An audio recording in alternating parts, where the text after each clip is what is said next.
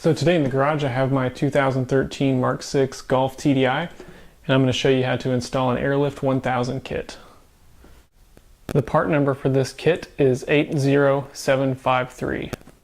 So here's what is in the kit: the 2 air springs, some spacers, the cable ties, air fittings, and Schrader valves, air hose, and then some instructions. The tools required are a 3/8 ratchet, 17 and 18 millimeter socket, 18 millimeter wrench, scissors, a pair of pliers, a marker, silicone spray, new lower control arm bolts, and a torque wrench. Okay, so we'll start by removing the rear wheel and jacking up the car.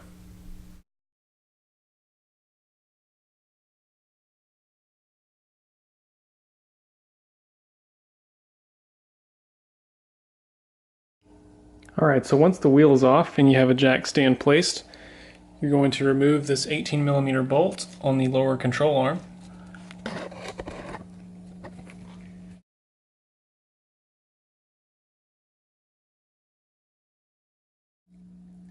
Once the bolt's out, one thing you may want to note is that these bolts are torque to yield, so I would recommend buying some new bolts. I'll put a link in the description with the part number for these. From here, just let the jack down slowly.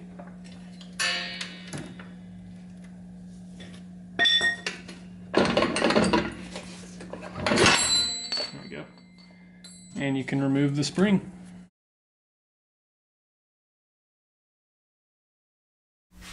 So this next part is probably the trickiest of all.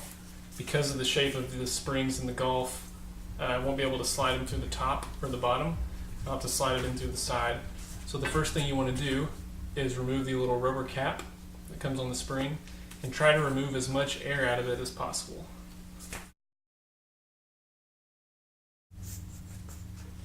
Once you have most of the air out, you can reinstall the little black plug, and it should hold its shape like this. Now the way you want to install this for the Golf is where the nipple is pointing down when it's in the car like this. That way you can run the air hose out of the bottom of the lower control arm and then plumb it up to the rest of the system.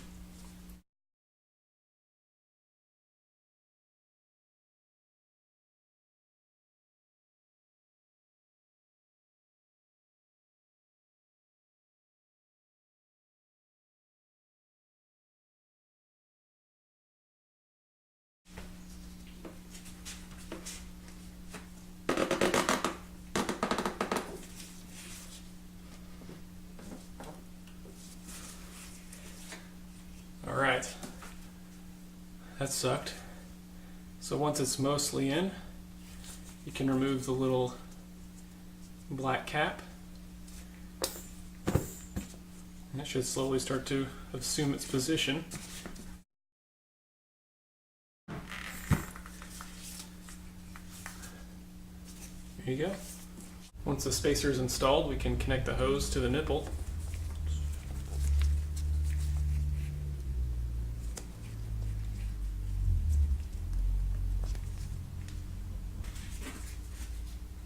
And then put the small hose clamp over the connection. And we're ready to put into the car. Now we can reinstall the spring.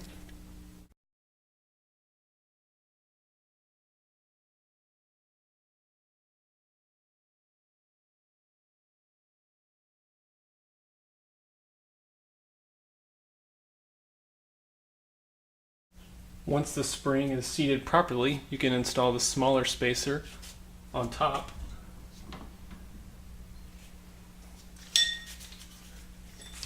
And then jack up the lower control arm.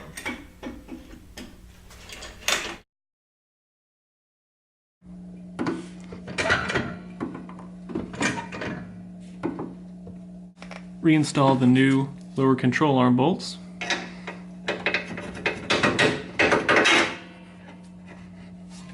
Torque it to 66 foot-pounds plus a quarter turn.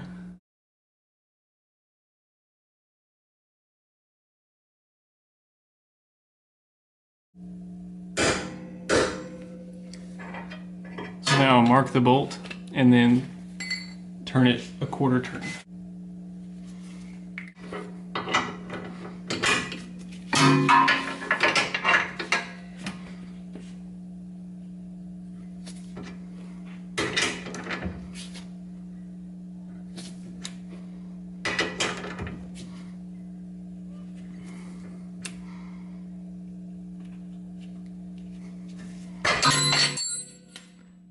All right, you're good to go. So with the air spring now installed, I will put the wheel back on and do the same thing to the other side. After that, I'll route the air hoses and we'll be done. So from here, I'm gonna drive the car up on my ramps so I can get a little more room to route the air hoses.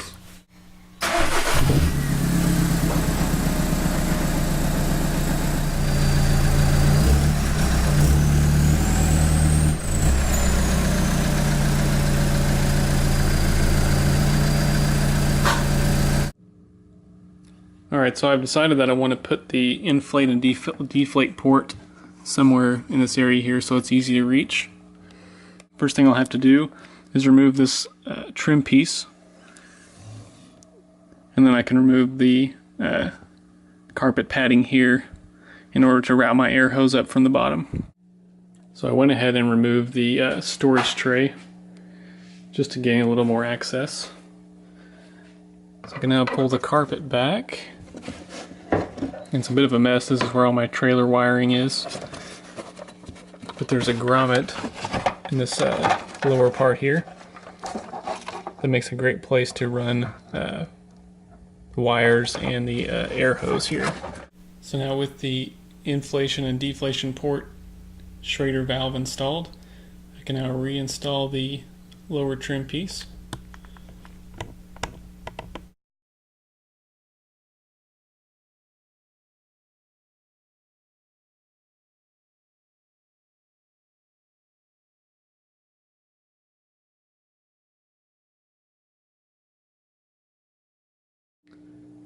Alright, so the installation of the airbags is now complete. I'll show you how I routed the hoses. Basically, if you look here, coming out of the bottom of the lower control arm, up and over with plenty of slack,